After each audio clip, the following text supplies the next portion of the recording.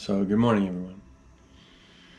So, this morning is the morning after the first ceremony. This is a 3-day consecutive ceremony. And what I'm attempting to do here is just give my testimonial to what I observed, particular to my life, my circumstances, and what ayahuasca, and particularly not just ayahuasca, but how the interaction between the administrators and ayahuasca creates this inner dialogue. It's an inner visual dialogue. Sound bowls and the chants and the purging of the other people around you.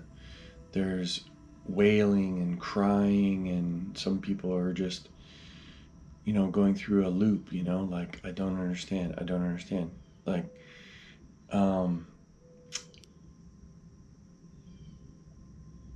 for me, I took the first cup and it was just very mild, and I did not purge.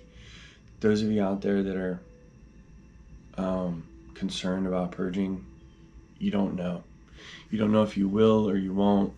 At least throwing up, at least I didn't purge. I did have to use the bathroom a few times, which was quite interesting. But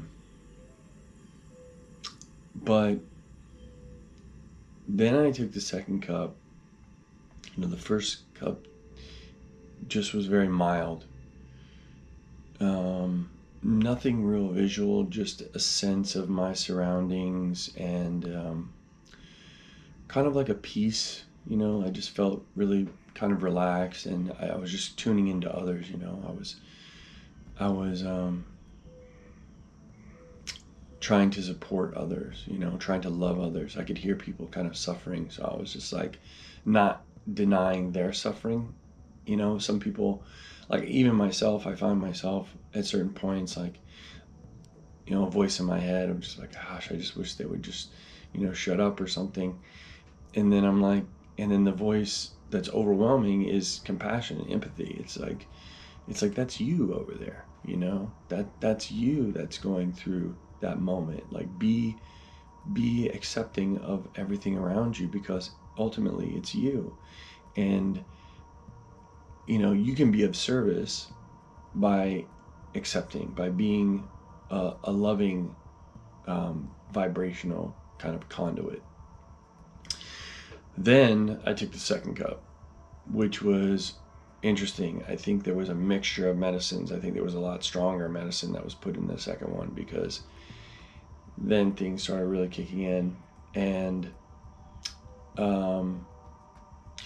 I started seeing how during the ebbs and flows of the chanting and the sequences of the ceremony, I was experiencing entities within myself, and then I could see those entities influence. The inner dialogue was corresponding with the outer experience of the people around me. And so whenever there would be a presence in the room, I could feel that presence, and that presence took a form in my imagination, and quite oftentimes those forms were unimaginably grotesque.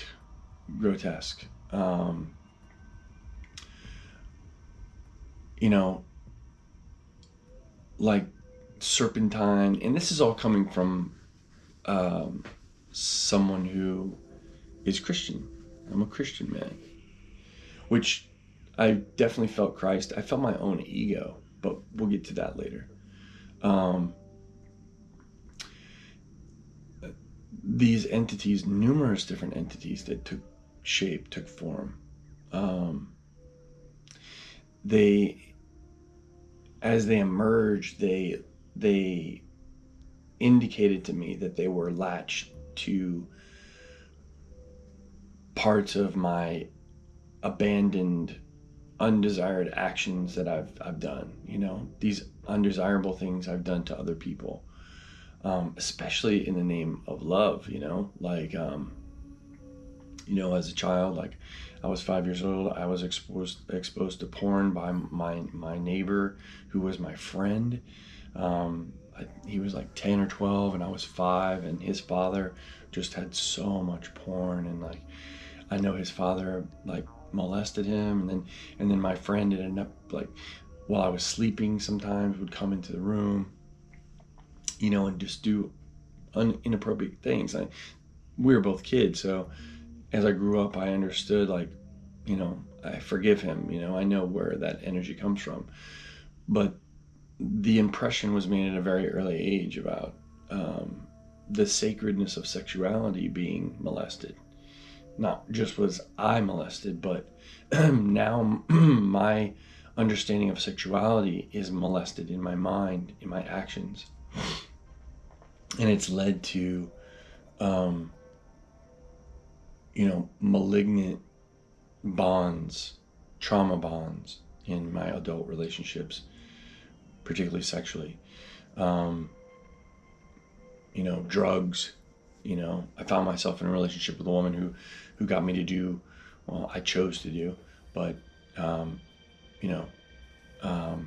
methamphetamines or cocaine or ecstasy and stuff. And like, I get it. There's some of these things have, therapeutic use, but the activities associated with these drugs, that was the gateway to allowing these kind of entities in, especially when you use these things to commit the act of sexual union, really fornication. It's a gateway. Porn is a gateway. Drugs are a gateway for these entities. And I don't know if I'm painting my own narrative to put it in the context of a Christian. Being a Christian, observing these entities, the cleansing, the purging of these things, the awareness of how those decisions, you could call it sin, fornication, bad decisions, how they bring these things up. And then I experienced Jesus, the true Jesus, like the real healer, the man, the real person, and how my own father was such a hero to me, such a rock to the family. I 100%, like, I have this kind of Messiah complex thing where I just want to help. I just want to help people. I just want to love people. But ultimately, that there's an overreach. I tend to try to abandon, myself, and also feel myself to be better or self-righteous because I make these choices, and none of that is, in many cases, appropriate. Yes, helping others and being willing to be open to help others, that's a great thing. But when it's an obsession to be validated, then it becomes kind of this neediness, and then I felt that come through a lot. I definitely struggle with that. Then I had to use the bathroom several times, so I had to get up and I had to walk, which was very interesting as well. At a certain point during the ceremony, I went to grab my Flow 2 bottle, and I was intercepted by one of the volunteers, and I had a little bit of resistance because I was like, I use it as bug spray. They have bug spray, and so they let people spray themselves with bug spray, but they wouldn't let me spray myself with Flow 2, which is my breathing product. It's just essential oils, but it's a great bug spray. I just wanted to use it, and now they took it from me, And another thing, like we weren't allowed to have any books, so I brought my Bible and I had to surrender my Bible, which is unnerving for a Christian to surrender their Bible. So in a lot of ways, you get this kind of pseudo conflict in your mind about, are they, they don't have the right to do that. I have a right to have a Bible in my room. I mean, according to the law, you have a right to carry your Bible anywhere. And they don't have a right to take, my flow. But I think it was more important to just say, okay, like surrender, right? I want to observe pieces of myself come out when I feel I'm at my most vulnerable, when I don't have those things that I typically would turn to in stressful situations, and allow the stress to just express and deal with it. So that was interesting. And, there was a little bit of back and forth. I mean, I can just tell you this, like, I can be a pretty ridiculous person. I mean, thank goodness I can talk here, but if I'm in a conversation with people, I tend to try to be like the ringleader, and like a freaking know-it-all. And I am not a know-it-all, man. I think deep down it's a combination of things. It's for my mom, it's for me trying to overcompensate. Maybe some of you guys can relate. We are our parents, and me especially, I'm here to try to work through my relationship with my parents. Both my parents are deceased, and in doing so and connecting to my mother and father last night, which I very much did, I connected to my daughters.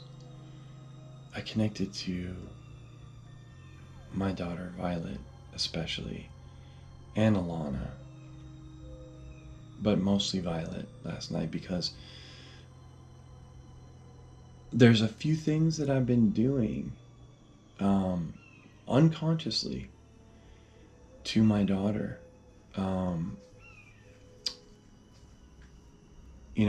I jokingly told her while we were eating the other day that, because she eats a lot, she's growing, and I told her, you might have a tapeworm. You never know. And like, I was just joking about a tapeworm, but she took it pretty serious. She got a little bit of a phobia about it. And I thought about the implications of just suggesting that to a 12-year-old girl. And I don't know, I felt a little bit guilty about that. I don't know. I think that was something that was a little scab. That there were some deeper issues there that I kind of, the medicine showed me there's something there, like that she's very fragile, and she really needs, daddy's love and support and encouragement. And she's a child that I think she has so much potential. So I just want to, and every child does, but each child has a particular potential. So I just wanted to, last night I kept getting visions about, expanding her vision for herself, and just giving her the courage to take those steps, putting it in words really reduces it. It was a amazing experience of love, and bond with my daughters last night. I did go down the relationship road of past traumas played out. My mother trauma played out through all my relationships with women. And I definitely see how, I screwed up, these were opportunities for me to walk a particular path, and I wasn't man enough to walk that path. That's all what it comes down to. I wasn't man enough to walk that path. And you know, there's setting standards for oneself, and there's the pursuit of excellence in your daily walk. There's also the guilt, the self-judgment, and the negative emotions that arise from, you know, punishing yourself for not being that person every day, because you're just human. You know, seeing my dad, I feel like, man, my dad is a saint, you know, like not human. For setting such a fine example. And I hope to become more of that for sure. Here's some of the food real quick, guys, that you get. This morning I got a really beautiful green smoothie, and today you get steamed potatoes, avocado with olive oil, and some fresh spinach. They do not do any salt, any sugar, and it's a vegan diet for 3 days. Okay, guys, day 2, Saturday, the 19th of March 2022. Last night was the second day of the ceremony. Where do I begin? First of all, the location, the church, just the accommodations are very amazing. There's volunteers here. Everyone takes care of you. This morning I had like a super big green smoothie.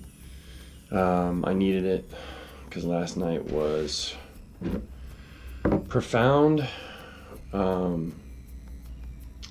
Life review, life changing, healing.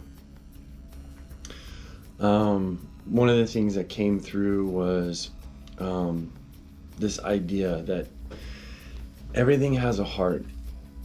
All the creatures, even in the spirit world, even the demonic creatures and things that, you know, seem to be adversarial against the enlightenment or the progression of souls. So everything has a heart and everything has a nature. So, you know, people wonder, you know, it's like, how can people handle snakes, right, and not get bitten? You know, why is it that certain creatures just have a nasty nature? Why do certain humans have a nasty nature? Well, you know, the nature of a creature, of an organism, is dictated by its need to survive. But everything has a heart. So when you find the heart of any creature, I believe that there's a field of love. You know, there's a way to navigate the treachery of the nature of some of the malignant nature that's expressed through nasty organisms. I don't know why I came through all this, but I thought it was interesting because it helped me like recognize that all things have a purpose in the natural world, in the spirit world, everything. You know, what we perceive and judge as vile or destructive or evil, you know, these things all serve a purpose. They serve a purpose. They're so, you know, last night was just the first cup. There was not much to the first cup. The night before I did 2 cups. Last night I did 3. And I've never vomited ever until last night. I had a real hard purge last night. And it didn't happen until I took the 3rd cup. The 2nd cup, I I was still more involved in the group. You can feel, sorry, over the late night, yeah, you can still feel there's this kind of phasing in and phasing out, right? Between your going inside yourself and experiencing, and then coming out and experiencing the church, like there are people. Oh, let me tell you. I there were women in there that were just wailing. Oh, the suffering of this wailing and the drama. And then it became kind of funny. Like at the same time, people were like vomiting and going through excruciating kind of purging and healing, and at the same time other people are laughing hysterically. It's like hell. It's like hell. And when you're liberated, there's a humor to it all, because being trapped in our own suffering is just an illusion. And so you witness people kind of purging that illusion, and the whole carnival of it all. It's just strange, and how the sounds take shape with images in the field of the ceremony, in the space of the ceremony, and how almost like we're all carrying each other's burdens at some point. I know people want to be kind of closed off, and this is part of that phasing in and phasing out. People want to go in there and like put their eye mask and their headphones on and just go inside themselves, which is 100% you need to do that. But I feel as though as part of this church that your certain attributes and strengths at the right moments are kind of shared. Like we're all kind of sharing marbles in there, and to comfort each other. There's an older woman to my left that kind of really, really represented my mother. She's a clinical psychologist, and it's the first time she's done it, and she purged, and she was in a feedback loop of just going. She was laying in a fetal position, just in this feedback loop. I mean, for hours. It was, I don't know. What does it mean? I don't know. What does it mean? I don't know. What does it mean? Like, just something was broke. I don't know what was going on inside, but I just wanted to let her know, I love you. You need love. Everyone needs love. We're all reduced to infants in there, helpless, regardless. Like, you think you have some sense of control. You have no control whatsoever.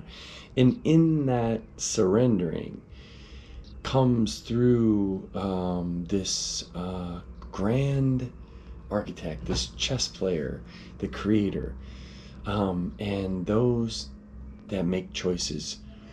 Promises came through. Respect to those who make promises. Promises are multi-generational. Promises are veins, vines, threads that cannot be destroyed by time and space or lifetimes. Promises are so important. In fact, promises are the redemption of families. They are the commitments that bridge the untold, across the bridge of untold suffering that happens within families and within lifetimes. Promises, the strength of a promise.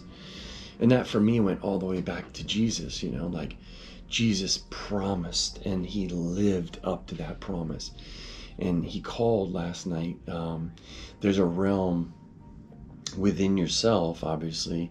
There was this connection to the depths of hell and inside my own bowels, in the bowels where my soul resides, and this descending at a point into this hell, this underworld, this willingness of Jesus to go through and go in to descend into hell, to be betrayed, right? To have a promise in his own heart, to know that he had to fulfill this purpose alone, and that no one was there to save him from it. There is a walk that we all that occur because of the unconsciousness of the patterns that your parents have unconsciously brought to you, or shame. You know, as we go back in history, it becomes more and more just things. There was war, there was real brutality, there was abuse, there was real suffering, and it filtered into all of our families.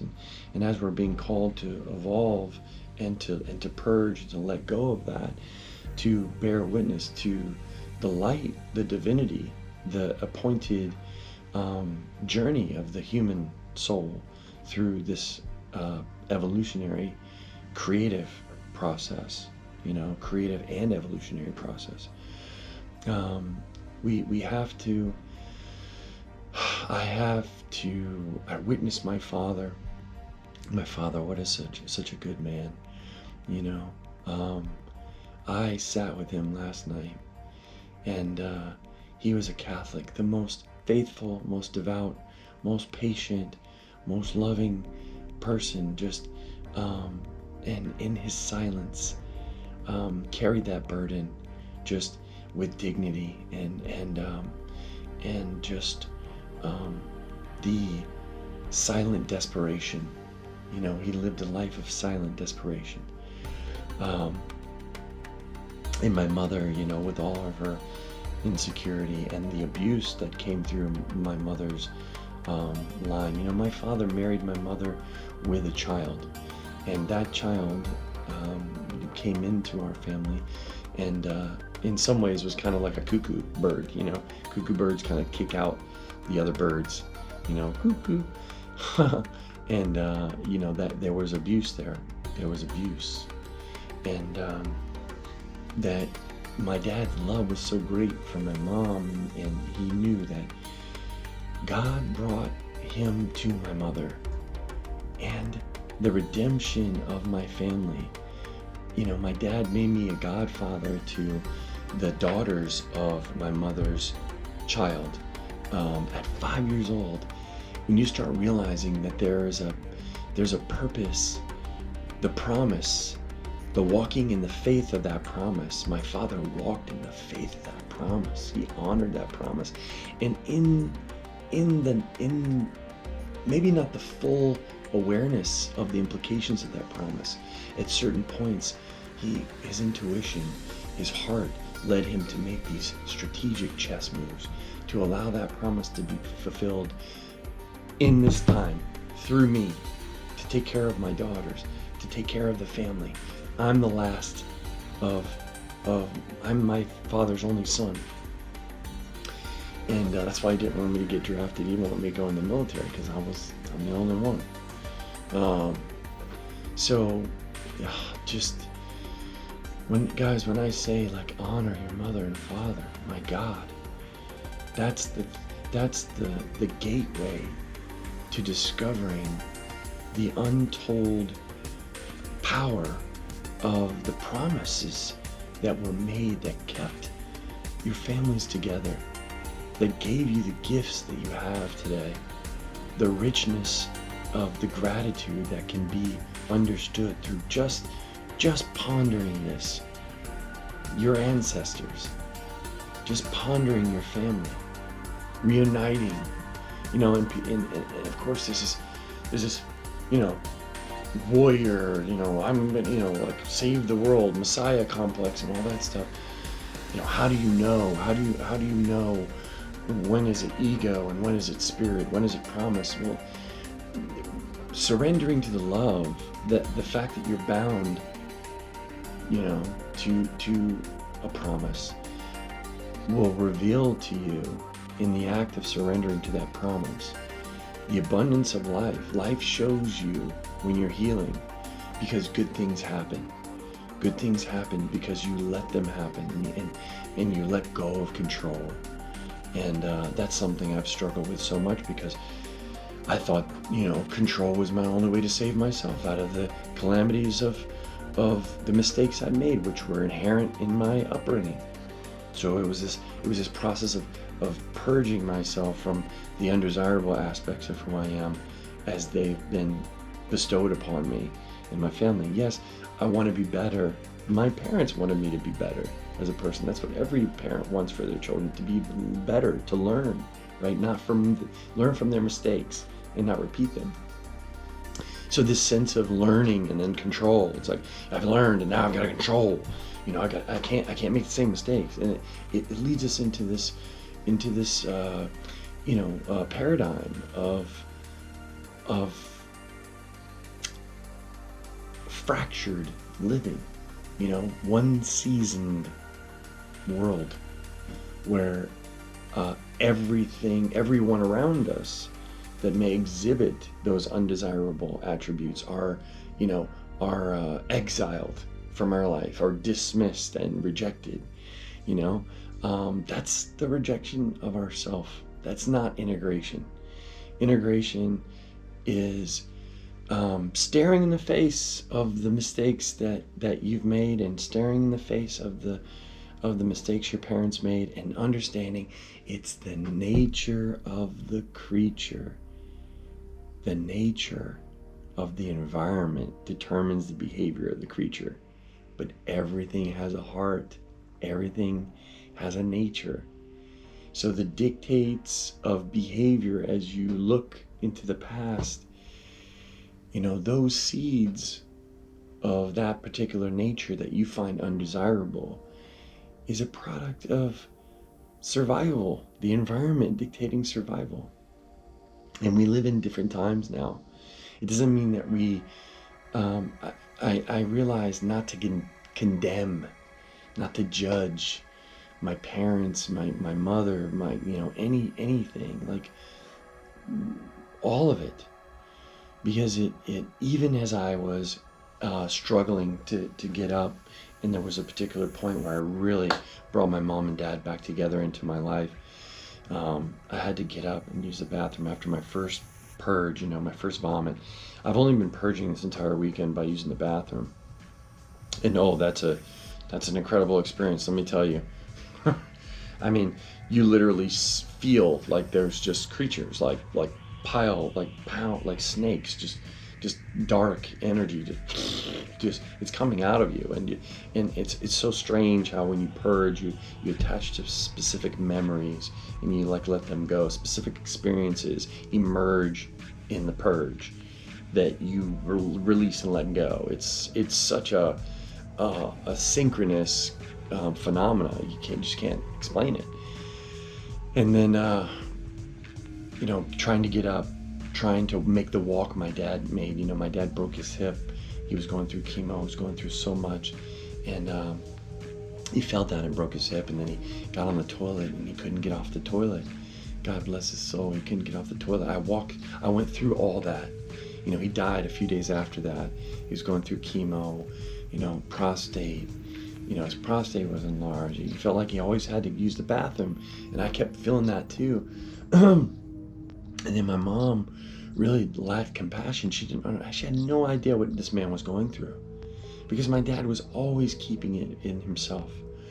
And so I went through that whole thing last night with my dad, getting up, and it was like, get up, make the walk, get up, make the walk. All right, so Tuesday the 22nd, 2022. So I got back from the retreat yesterday. Sunday was the closeout of the retreat. After Saturday and just trying to go, went 3 cups and tried to be a hero. Sunday was about trying to retain, trying to integrate, try to remember, the lessons. There was so much information that I received. And so I wasn't trying to be a hero. I mean, that's the thing. Like there's even an ego in trying to kill your ego. Know when it's enough. know when you've received the lesson that you've gone there for. And that's part of this process of just, and sometimes less is more. So overall, I can tell you that I went for 3 things. I went for purging of some of the mistakes that I've made, and some bring myself to the light of the awareness of a lot of the mistakes I've made and how I've hurt other people and how I've hurt myself. That was kind of day 1. Day 2 was, as you can tell by the video, about day 2 was really intense. It was about remembering my family, about reconnecting with my mother and father, my ancestors, and how the holiness, the sacredness of the divine mother, the divine father, the holiness, the Holy Spirit, how that energy comes through your family, the promise that they kept, to care for you, to love. You're the benefactor of all that. You are the living vine, the extension of that divine. Yeah, it was day 2. It was a lot. Day 2 was very intense. So day 3, I kind of saw, the inner workings of the church. I saw like people that were volunteering, and there's kind of a production. There's a little bit of production to it. There's a little bit of theatrics involved, to get people to immerse themselves in the experience. Yeah, service to others. That's liberating, that's healing. You want to go for healing, you want to do ayahuasca, you want to, go for devotional, you want to use plant medicine, whatever it is that you're doing. If you want to try to kill your ego or whatever it is, you come out of that realizing that, if you are a better person because of what you're experiencing, you'll find yourself with a greater sense of devotion to a purpose, which the highest form of that purpose is service to others. So that's what I feel, kind of what I got out of that. And of course, like service to yourself in the healthiest of ways, not self-indulgence, but providing yourself with the healthiest, in the truest, purest sense of that word, providing for yourself. And then in that, let that be the strength to provide for others. So yeah, service to others. Service to self is a fine line. Service to self can actually, too much can actually harm you. Too much service to others can probably harm you too. So there's that balance, recalibrating that sense of service to others and service to yourself, and what that truly means in the healthiest of ways. So yeah, that was day 3, and then we had a nice bonfire. We had a fantastic meal afterwards. We got to break our vow of silence after 3 days, so we were able to really sit down and share our experiences and really bond as a group. And there was an unspoken bond after you've been with people for 3 days who've just thrown their guts up and shit themselves, and really had these profound life-changing experiences. And you get to break your silence and check your phones and share your experiences. You really do share a bond with them that will last forever. You're truly and genuinely part of a tradition and a church, and it was an honor. It was an honor to be a part of it, and I may go back. Not anytime soon, but unless I feel ready for it. You never can tell. It's we take a day at a time, one day at a time, and all the information I got, all the ideas, all of the motivation, it's like my heart's back on fire. Like we get burnt out. We get shit on in life. We shit on ourselves because we just, a lot of times it's hard to tell what's truly right for you, you know, in many cases. You know, you've gone down certain paths in your life, and maybe, you know, your hopes haven't come to fruition yet. And so it's easy to give up on yourself. It's easy to doubt your purpose. And so in that, you know, you get burnt out. But you know, my heart's on fire. So I'm back, and I feel renewed, and I feel restored, and I feel ready to take on today. And now is your time to be happy. Right now is the only time to be happy. So choose to experience that, you know, and what today has to provide for you. When you can add your will to the presence of the moment that's been provided to you. Add your will to the presence of the moment that's been provided to you. Connect the felt presence of direct experience. Be in the now, be in the present. Know what you can choose to do that's appropriate in accordance with the universe. You know, right now, in the presence of what you're in the presence you know. So thank you all for listening. I hope that, you know, some of the questions are, you know, is it, as a Christian, how do you feel about using this stuff? And it's like, look, I can't tell you as another Christian, if you're a Christian listening to this, what to do, you know. And you can cherry pick verses in the Bible that say, you know, that you shouldn't do this, but you don't know what this is. So that's, you know, Jesus said, you know, I give you no new commandments. Just love one another the way I've loved you. That's it. So that's where I focus. I focus on what Jesus said. I don't focus on the politics. I don't focus on all the other, you know, testimonies. I just follow what Jesus said. And so there's a lot of other stuff in the Bible that gets political. I'm not about it. I'm about unifying the duality within you, within yourself, within your life, within the things that you can make an impact on. And the greatest impact you can make is unifying those things and becoming love. Becoming what you truly are. Love. Love is the unifier. It's the great bridge. It's not a divider. So that's divide and conquer is not Jesus. Jesus is a unifier. There's a doctrine in the Bible, and there is a doctrine in the Bible that's divide and conquer. And there's a doctrine in the Bible that is, you know, unifying. And so you have to make that choice, what's right for you, what you believe is right for you. I believe Jesus. People have written Right. of how, like, to be a daily practice. Yeah. Yeah, I told my friend to get A Course in Miracles